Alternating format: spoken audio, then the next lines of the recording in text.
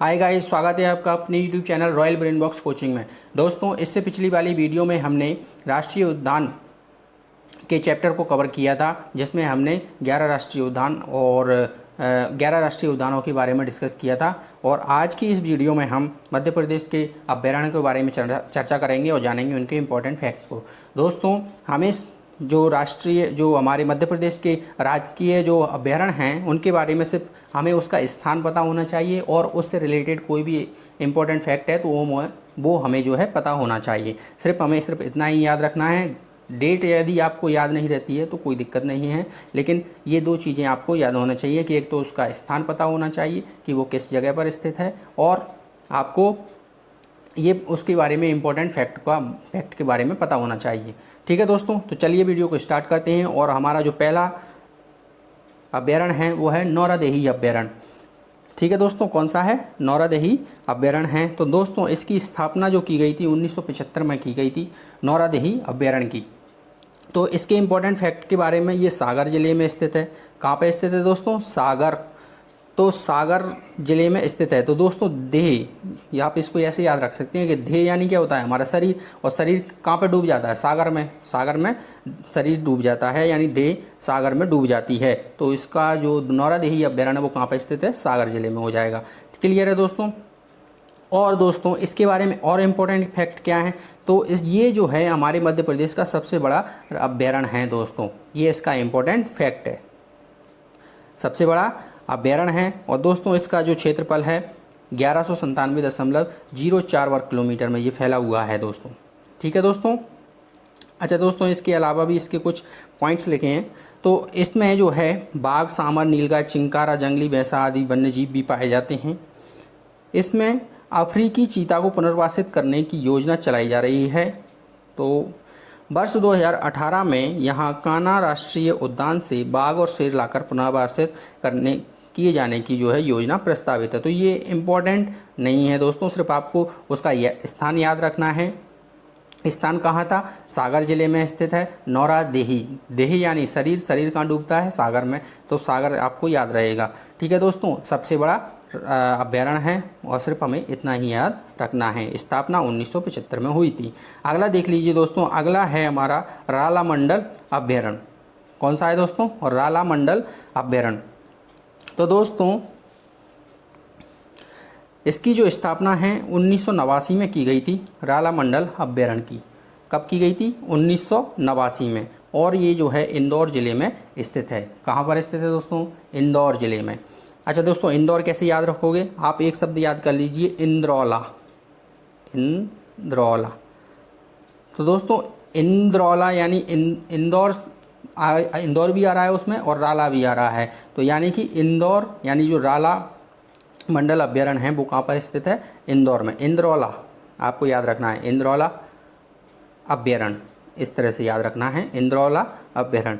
ठीक है दोस्तों, तो ये कहाँ पे है? इंदौर में है। क्षेत्रफल इसका है 2.34 वर्ग किलोमीटर है। तो दोस्तों, जब इसका क्षेत्रफल इतना कम है, सिर्फ 2.25 किलोमीटर में फैला हुआ है, तो ये जो है मध्य प्रदेश का सबसे छोटा जो है क्या है? अभ्यारण्य है। मध्य प्रदेश का सबसे छोटा अभ्यारण्य है रालामंडल अभ्यारण्य। अच्छा दोस्तों, इसके अलावा और भी इसमें इम्पोर्टेंट फैक्ट हैं। एक इम्पोर्टेंट फैक्ट आपको याद रखना है कि देश का प्रथम लोमड़ी संरक्षण केंद्र जो है कहाँ 2017 में जो है बनाया गया था। किस अभ्यारण्य के अंदर? रालामंडल अभ्यारण्य के अंदर 2017 में लोमड़ी संरक्षण केंद्र जो है बनाया गया, पूरे देश का, यानी पूरी इंडिया का पहला। ठीक है दोस्तों, तो ये इम्पोर्टेंट हो जाता है दोस्तों। और देख लीजिए, बाघ, तेंदुआ, चीतल, सांभर, भालू आदि जंतु पाए जाते हैं। सागौन, चंदन, बबूल और बांस आदि के वृक्ष पाए जाते हैं। हाँ दोस्तों, ये भी इम्पोर्टेंट है थोड़ा सा। ये जो आखिरी पॉइंट है कि वर्ष 1718 में रालामंडल अभ्यारण्य में प्रदेश का दूसरा तितली पार्क, यानी मध्य प्रदेश का दूसरा तितली पार्क और बैम्बू सिस्टम नामक बांस प्रोडक्शन प्रोजेक्ट स्थापित किया गया है। ठीक है दोस्तों, तो रालामंडल के बारे में कितने फैक्ट हो गए दोस्तों? रालामंडल कहाँ पे है? इंद्रौला, हमें याद हो गया, इंदौर और रालामंडल। ठीक है दोस्तों, स्थापना कब हुई थी? 1989 में इसकी स्थापना हुई थी। स्थापना कब हुई? 1989 में। देश का प्रथम लोमड़ी संरक्षण केंद्र है, 2017 में बनाया गया था। और एक और इम्पोर्टेंट फैक्ट क्या हो गया कि दूसरा तितली पार्क जो है यहाँ पर प्रदेश का स्थापित किया गया है। ठीक है दोस्तों, क्लियर हो गया। अगला देखिए दोस्तों, अगला है सरदार अभ्यारण्य, सरदारपुर अभ्यारण्य। ठीक है दोस्तों, कौन सा है? सरदारपुर अभ्यारण्य। तो इसके लिए क्या है इम्पोर्टेंट? एक मिनट दोस्तों, इसको ज़रा सेट, हाँ दोस्तों, सरदारपुर जो अभ्यारण्य है दोस्तों, इसकी स्थापना 1983 में की गई थी। कब की गई? 1983 में इसकी स्थापना की गई थी। और ये जो है धार जिले में स्थित है। आपको या इसको याद कैसे रखेंगे दोस्तों? जो सरदार है, सरदार, तो इसके लास्ट में क्या आ रहा है? धार। तो धार से आपको याद रखना है धार, यानी सरदारपुर अभ्यारण्य जो है वो धार जिले में स्थित है। ठीक है दोस्तों, सरदार से धार। ठीक है, और इसका क्षेत्रफल क्या है? 348.121 वर्ग किलोमीटर में ये विस्तृत है, फैला हुआ है। और देख लीजिए दोस्तों, इसके कुछ फैक्ट हैं। वर्ष 1983 में खरमौर पक्षी संरक्षण व संवर्धन के लिए इसे स्थापित किया गया था। तो आपको सिर्फ इतना याद रखना है कि खरमौर पक्षी के लिए जो अभ्यारण्य जाना जाता है वो है सरदारपुर अभ्यारण्य। ठीक है दोस्तों, कौन सा अभ्यारण्य है? सरदारपुर अभ्यारण्य जाना जाता है खरमौर पक्षी के लिए। अगला देखिए क्वेश्चन, अगला जो है फैक्ट है, वर्ष 2005 से यहाँ दूधराज, सुल्ताना बुलबुल या खरतीतर को संरक्षण प्रदान किया जा रहा है। तो आप इन फैक्ट को पढ़ लीजिए, वैसे इंपॉर्टेंट नहीं है, सिर्फ आपसे स्थान पूछेगा कि ये कहाँ पर स्थित है, और या तो इसकी एक इम्पॉर्टेंट फैक्ट पूछेगा कि ये क्यों प्रसिद्ध है। तो खरमौर पक्षी के संरक्षण और संवर्धन के लिए ये जो है प्रसिद्ध है।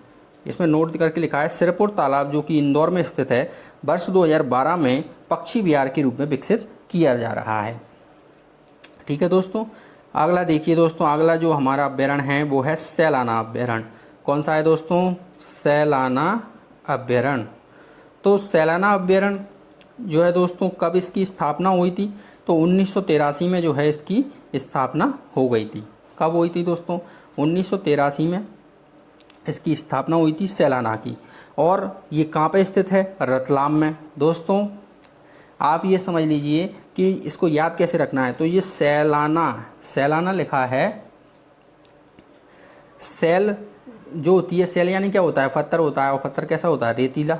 तो आप इसको ऐसे याद रखेंगे, सैलाना, सेल से रथ यानी रेत, या इसके और भी तरीके हैं। जैसे आप सैलाना यानी लड़की का नाम मान लीजिए, एक लड़की का नाम है जिसका नाम है सैलाना, वो रात को सैर करने निकलती है, रात को सैर करने के लिए निकलती है, तो सैर करती है रात को रतलाम, रात से रतलाम हो जाएगा। ठीक है दोस्तों, और देखिए इसका क्षेत्रफल जो है वो 12.965 वर्ग किलोमीटर है। ठीक है दोस्तों, और इसके इम्पोर्टेंट फैक्ट क्या हैं? खरमौर या दूधराज, सुल्ताना बुलबुल, खरतीतर, पैराडाइज फ्लाईकेचर के संरक्षण के लिए प्रसिद्ध है।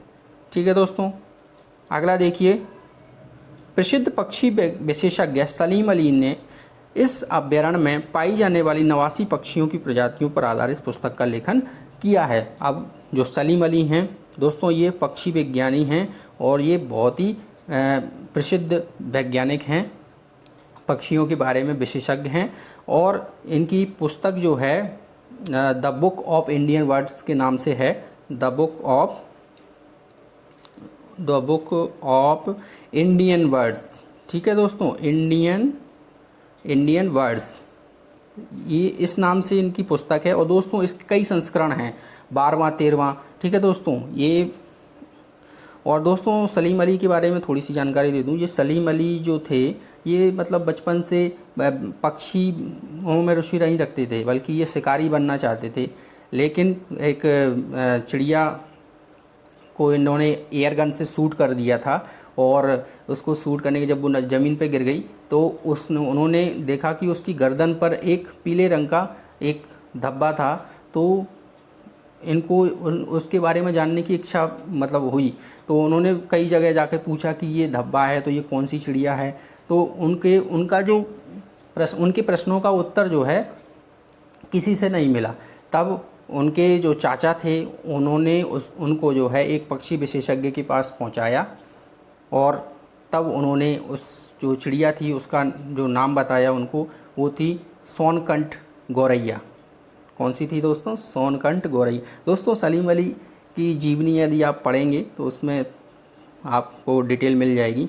ठीक है दोस्तों, चलिए अगला है कि यह अभ्यारण्य जो है काठियावाड़ गिर के सूखे पर्णपाती जंगलों के इकोरजियन के एक भाग के रूप में जाना जाता है। तो ये इम्पोर्टेंट नहीं है दोस्तों, सिर्फ हमें एक ही चीज़ याद रखनी है कि सलीम अली ने जो अपना काम किया, सलीम अली ने जो अपनी पुस्तक लिखी है वो कहाँ से संबंधित है? सैलाना अभ्यारण्य से संबंधित है। उनकी पुस्तक का नाम क्या है? तो द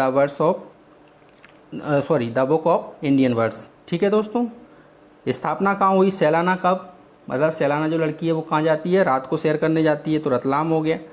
ठीक है दोस्तों, अगला देखिए, अगला है हमारा घाटी गांव अभ्यारण्य। कौन सा है दोस्तों? घाटी गांव अभ्यारण्य। दोस्तों जो घाटी गांव हैं ये जो है ग्वालियर में स्थित है। कहाँ पे स्थित है दोस्तों? ग्वालियर। दोस्तों घाटी तो इसको आपको याद कैसे रखना है? तो दोस्तों जो गांव के जो लोग हैं, गांव के जो लोग वो क्या हैं? ग्वाल हैं। ग्वाल यानी आप जानते हैं ग्वाल यानी क्या होता है? तो ग्वाल हैं, गांव के लोग हैं क्या? ग्वाल। तो घाटी गांव से आप ग्वालियर लगा सकते हैं, या आप ऐसे भी बना सकते हैं कि जो ग्वाल हैं वो अपनी गैयों को चराने के लिए घाटियों पर ले जाते हैं। कहाँ ले जाते हैं? ग्वाल घाटियों पर ले जाते हैं चराने के लिए गैयों को। ठीक है दोस्तों, तो इस तरह से आप याद रख सकते हैं। इसका जो स्थापना हुई थी, इसकी स्थापना 1981 में हो गई थी। स्थापना कब हुई थी दोस्तों? 1981 में जो है इसकी स्थापना हो गई थी। और इसका क्षेत्रफल कितना है? 510.640 वर्ग किलोमीटर में ये विस्तृत है, फैला हुआ है। अच्छा दोस्तों, इसके फैक्ट को जान लेते हैं। फैक्ट क्या हैं? इस अभ्यारण्य में सहाय बुलबुल सोन चिड़िया को भी संरक्षण प्रदान किया गया है। मेन इसमें सोन चिड़िया है दोस्तों, सोन चिड़िया को इसमें क्या किया गया है? संरक्षण प्रदान किया गया है। इसके अलावा यहाँ पर चिंकारा, सांबर, नीलगाय, वन्य प्राणी तथा खैर पलाश, धावड़ा और धामन आदि वृक्ष पाए जाते हैं। इंपॉर्टेंट नहीं है दोस्तों, सिर्फ आपको याद रखना है घाटी गाँव किसके संरक्षण से संबंधित है? सोन चिड़िया के से संबंधित है। किससे संबंधित? सोन चिड़िया से संबंधित है या सहाय बुलबुल से संबंधित है। और वर्ष 1981 में जो है इसकी स्थापना हुई थी। और ग्वाल जो है चराने जाते हैं अपनी गैयों वहाँ पे घाटियों में, तो घाटी गांव से ग्वालियर। ठीक है दोस्तों, तो ये क्लियर हो गया। अगला देखिए, अगला जो अभ्यारण्य है हमारा वो है करेरा अभ्यारण्य।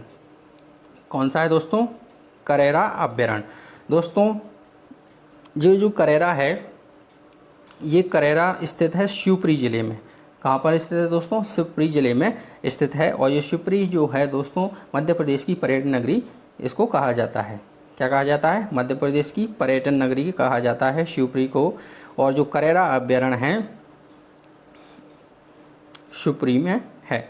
तो इसको आप याद कैसे रखेंगे दोस्तों कि करेरा अभ्यारण्य शिवपुरी में है? तो इसको याद रखने का सिंपल तरीका है कि करे शिव,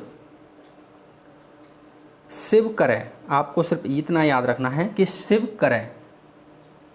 ठीक है दोस्तों, शिव करे, सिर्फ इतना याद रखना है, शिव करे, यानी शिव से शिवपुरी और करे से करेरा। ठीक है दोस्तों, और इसकी स्थापना वर्ष 1981 में हुई थी। दोस्तों ज़्यादातर अभ्यारण्यों की स्थापना वर्ष 1981 में हुई है। ठीक है दोस्तों, अगला देखिए, इसका क्षेत्रफल कितना है? 202.210 वर्ग किलोमीटर जो है इसका क्षेत्रफल है। और दोस्तों इसकी जो इम्पोर्टेंट फैक्ट हैं वो है कि मऊगर और बगेदरी नदी इसमें है जो है प्रवाहित होती हैं। और क्या है? सोन चिड़िया ग्रेट इंडियन बस्टर्ड को संरक्षण जो है प्रदान किया गया है। सोन चिड़िया दोस्तों, अब देखो दोस्तों, दो हो गए हैं। एक तो सैलाना में भी क्या किया गया है? सोन चिड़िया को संरक्षित कर रहे हैं, संवर्धन कर रहे हैं उसका। और करेरा अभ्यारण्य में भी सोन चिड़िया का संरक्षण किया जा रहा है। और देख लीजिए, ये इंपॉर्टेंट नहीं है, भारतीय उल्लू वगैरह इतने पाए जाते हैं, ये इंपॉर्टेंट नहीं है। सिर्फ इतना याद रखना है कि जो करेरा अभ्यारण्य है शिवपुरी ज़िले में स्थित है, यानी शिव करे शिवपुरी ज़िले में स्थित है। ठीक है दोस्तों, और वर्ष 1981 में स्थापना हुई थी इसकी। अगला देखिए दोस्तों, चंबल अभ्यारण्य। अगला है दोस्तों चंबल। तो चंबल का नाम तो आपने सुना होगा दोस्तों बहुत। तो जो चंबल है ये जो है इसका स्थान जो है ये बहुत ही लंबा चौड़ा है। तो ये क्या है, ये सॉरी गलत छप गया, मुरैना है। मुरैना, भिंड, मुरैना, धौलपुर राजस्थान में है, धौलपुर, और इटावा उत्तर प्रदेश, यानी इन तीनों जगह पर ये सॉरी हाँ इन तीनों जगहों पर ये फैला हुआ है, यानी एमपी में भी है, राजस्थान में भी और यूपी में भी फैला हुआ है इसका कुछ हिस्सा। ठीक है दोस्तों, अगला देखिए, ये जो है इसकी स्थापना हुई थी 1978 में।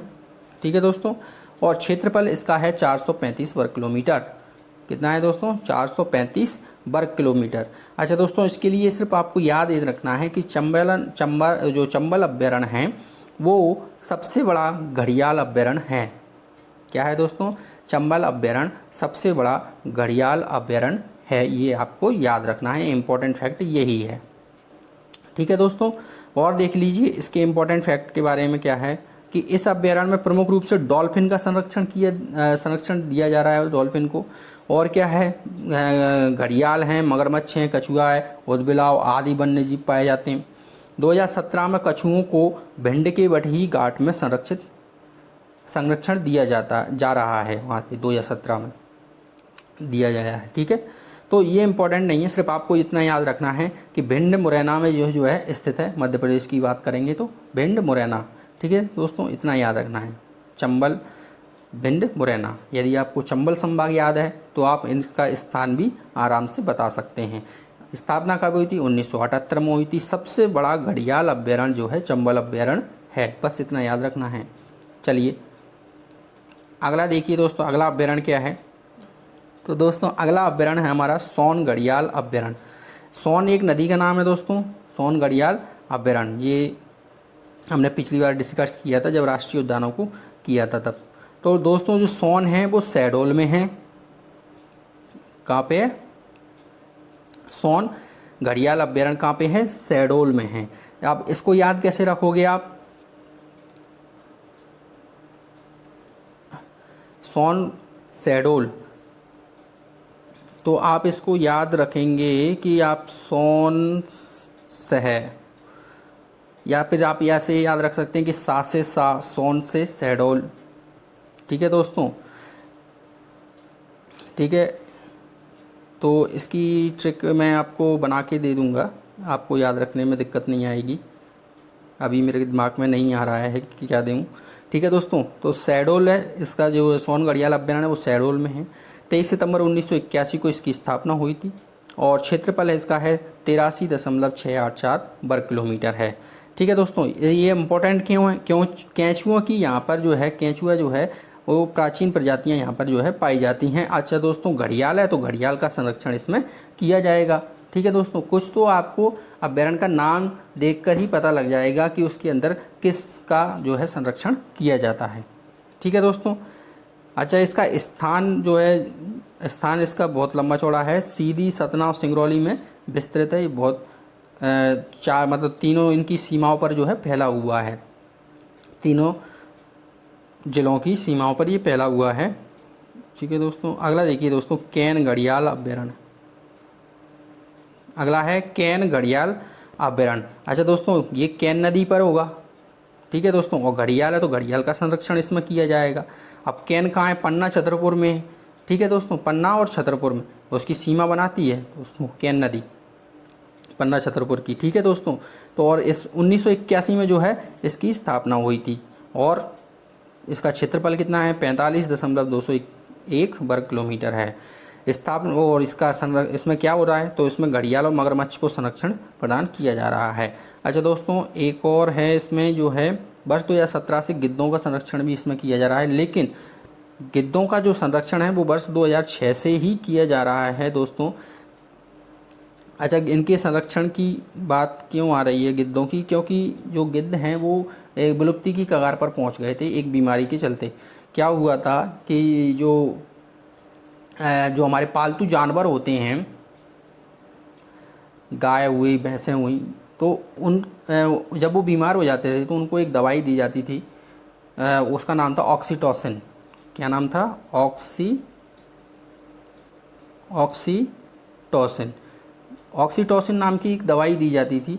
अगर उस दवाई को देने के बाद यदि वो पशु मर जाता था तो, और फिर उसको यदि कोई गिद्ध आके उसका भोजन करता था या उसकी मांस को खाता था, तो वह जो गिद्ध था वो भी बीमार होके मर जाता था। तो ऑक्सीटोसिन पर उस समय क्या हुआ, फिर बहुत ही विवाद हुआ, फिर उस दवाई को बैन कर दिया पूरे इंडिया में। ठीक है दोस्तों, तो इसके बाद क्या है, गिद्धों की जो प्रजाति जो है विलुप्त की कगार पर हो गई। तो फिर उसके बाद जो है इसका संरक्षण प्रारंभ किया गया 2006 में, और 2017 से जो है कैन घड़ियाल अभ्यारण्य में भी इसका संरक्षण किया जा रहा है। अगला देखिए दोस्तों, अगला जो हमारा अभ्यारण्य है वो है खिवनी अभ्यारण्य। कौन सा है दोस्तों? खिवनी अभ्यारण्य। अच्छा दोस्तों, खिवनी तो देवास कहाँ पे स्थित है? खिवनी देवास में स्थित है। आपको ऐसे याद रखनी है, देवों की वाणी। ठीक है दोस्तों, कैसे याद रखना है? देवों की वाणी। देवों की वाणी से देवास, और वाणी से क्या होगा? बनी। वाणी से बनी। ठीक है दोस्तों, देवास खिवनी आपको याद हो जाएगा। वर्ष 1955 में जो है इसको स्थापित किया गया था, खिवनी अभ्यारण्य को वर्ष 1955 में। ये थोड़ा मुझे डाउट हो रहा है दोस्तों, यहाँ पर थोड़ा मिसप्रिंट हो गया है, शायद ये 1982 में इसको स्थापित किया गया था। मैं इसके बारे में आपको यदि पूछना है तो मैं कमेंट्स बॉक्स में लिख दूंगा, तो आप कमेंट कर देना तो मैं बता दूंगा, या फिर नेक्स्ट वीडियो में बता दूंगा। ठीक है दोस्तों, और देखिए दोस्तों और क्या है इसमें, तो ये जो है क्षेत्रफल इसका है 134.778 वर्ग किलोमीटर है। इस अभ्यारण्य में तेंदुआ, चीतल, सांवर, नीलगाय, हिरण आदि प्राणी पाए जाते हैं, और इसमें जो है बालगंगा नदी का उद्गम होता है, जिस पर शंकर खो जामनेर जलप्रपात है। यानी शंकर खो है और क्या है, जामनेर जलप्रपात जो है इस पर बना हुआ है। ठीक है दोस्तों, अगला देखिए, अगला है हमारा नरसिंहगढ़ अभ्यारण्य। अगला कौन सा है? नरसिंहगढ़ अभ्यारण्य है दोस्तों, नरसिंहगढ़ अभ्यारण्य। नरसिंहगढ़ अभ्यारण्य है, और इसके इम्पोर्टेंट फैक्ट देख लीजिए। जो नरसिंहगढ़ है वो राजगढ़ में जो है स्थित है। नरसिंहगढ़ अभ्यारण्य राजगढ़ में स्थित है। तो दोस्तों आपको सिर्फ इतना याद रखना है कि सिंह जो होता है जंगल का राजा होता है। क्या होता है? सिंह राजा होता है, या सिंह राज करता है। ठीक है दोस्तों, राज करता है और जंगल पर। तो ये क्या है, नरसिंहगढ़ से आप याद रख सकते हैं राजगढ़। ठीक है, इसकी स्थापना 1974 में हुई थी दोस्तों, और इसका क्षेत्रफल है 57.190 वर्ग किलोमीटर है। अब इसमें इसके इम्पोर्टेंट फैक्ट कुछ नहीं है दोस्तों, सिर्फ आपको याद रखना है कि सोनार पार्वती नदियाँ इसमें जो प्रवाहित होती हैं, और इस अभ्यारण्य में चिड़ीखो झील स्थित है। अभ्यारण्य के बारे में दोस्तों सिर्फ आपको उसका स्थान पता होना चाहिए, और यदि उसका कोई इंपॉर्टेंट फैक्ट है सिर्फ वो पता होना चाहिए। स्थापना आपको पता नहीं है तो कोई दिक्कत नहीं है, आपको सिर्फ ये दोनों फैक्ट आपको पता होना चाहिए। ज़्यादातर परीक्षाओं में यही क्वेश्चंस पूछे जाते हैं कि ये अभ्यारण्य कहाँ पर स्थित है, या ये जैसे कोई चीज़ दे देगा, जैसे कि सोनार नदी दे देगा, सोनार नदी किस अभ्यारण्य में स्थित है, तो ये आपको पता होना चाहिए बस। ठीक है दोस्तों, तो आई होप सो आपको वीडियो पसंद आया होगा दोस्तों। अगर वीडियो पसंद आया तो शेयर करें, लाइक करें, अपने दोस्तों के साथ में शेयर करें दोस्तों, और हमारे चैनल को सब्सक्राइब करें, और साथ ही में बेल आइकन को प्रेस कर लें, जिससे आपको इसी तरह की वीडियो मिलती रहें दोस्तों। और जो लोग MPPSC की तैयारी कर रहे हैं दोस्तों, उनके लिए मैं जो है टेस्ट पेपर डालने वाला हूं। ठीक है दोस्तों, तो जो MPPSC की तैयारी कर रहे हैं वो लोग भी हमारे चैनल को सब्सक्राइब कर लें, और हर पर डे आपको एक टेस्ट मिला करेगा जिसमें 100 को MCQs होंगे। ठीक है दोस्तों, और यूनिट वाइज उसमें क्वेश्चंस मिलेंगे आपको, जो इंपॉर्टेंट होंगे वही क्वेश्चंस उसमें दूंगा मैं। ठीक है दोस्तों, तो तब तक के लिए बाय बाय, टेक केयर, और वीडियो देखने के लिए धन्यवाद।